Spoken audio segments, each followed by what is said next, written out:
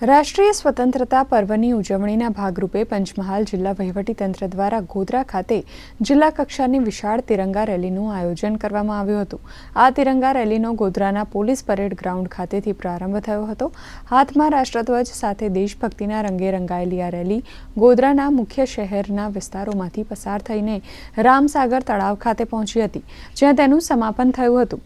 જિલ્લા કક્ષાની આ રેલીમાં રાજ્યકક્ષાના મંત્રી રમેશભાઈ કટારા, પંચમહાલ જિલ્લા પંચાયત પ્રમુખ મોરવા હડફ ગોધરા તેમજ હાલોલના ધારાસભ્યો સહિત જિલ્લાના વિવિધ પદાધિકારીઓ અને વહીવટીતંત્રના ઉચ્ચ અધિકારીઓ ખાસ ઉપસ્થિત રહ્યા હતા। તિરંગા યાત્રામાં સૌ સાથે મળીને ભારત માતાના જયકારા સાથે સૌ ઉપસ્થિત રહ્યા છે।